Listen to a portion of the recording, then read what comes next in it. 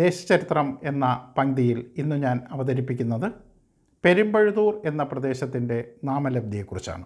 തിരുവനന്തപുരം ജില്ലയിൽ നെയ്യാറ്റിൻകര താലൂക്കിൽ നെയ്യാറ്റിൻകര നഗരസഭാ പരിധിയിൽ നെയ്യാറിൻ്റെ തീരത്ത് പെരുമ്പഴുതൂർ എന്ന പ്രദേശം സ്ഥിതി ചെയ്യുന്നു. ഗുരുദേവൻ്റെ പ്രസിദ്ധമായ അരുവിപ്പുറം മഠത്തിന് സമീപമാണ് പെരുമ്പഴുതൂർ എന്ന പ്രദേശം. പെരുമ്പഴുതൂരിലെ ജനവാസത്തിന് നൂറ്റാണ്ടുകളുടെ പഴക്കമുണ്ട്.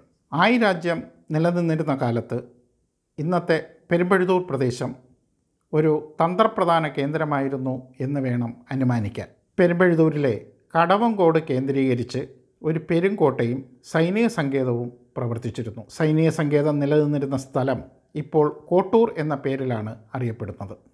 AD 700-കളിൽ പാണ്ഡ്യരാജ്യം വാണിരുന്ന കോച്ചടയൻ രണധീരൻ്റെ നേതൃത്വത്തിൽ ആയിനാടിന് നേരെ നടന്ന ആക്രമണത്തിൽ ഈ കോട്ട കേന്ദ്രീകരിച്ച് ആയിപ്പട വലിയ ചെറുത്തുനിൽപ്പ് നടത്തുകയുണ്ടായി. എങ്കിലും സുസജ്ജമായ പട നയിച്ച കോച്ചടയൻ തന്നെ വിജയം വരിച്ചു. പിടിച്ചെടുത്ത കോട്ടയിൽ ആസ്ഥാനമുറപ്പിച്ചുകൊണ്ട് പാണ്ഡ്യപ്പട രാജ്യനിയന്ത്രണം ഏറ്റെടുത്തു. തുടർന്ന് അധീനതയിലായ പ്രദേശങ്ങൾക്ക് വഴുതിയൂർ എന്ന് നാമകരണം ചെയ്തു.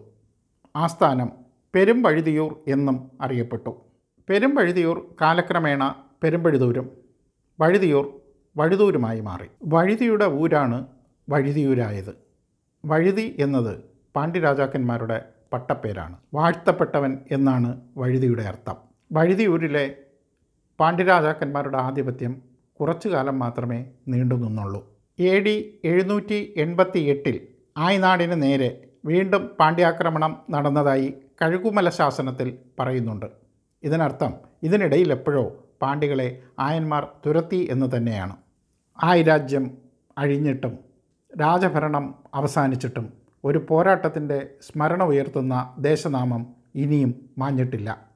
മലയാള മണ്ണിൽ അവശേഷിക്കുന്ന പാണ്ഡ്യനാമങ്ങളുടെ കൂട്ടത്തിൽ വാഴ്ത്തപ്പെട്ടവരുടെ ഓർമ്മ പേറി അവ ഇന്നും അവശേഷിക്കുന്നു.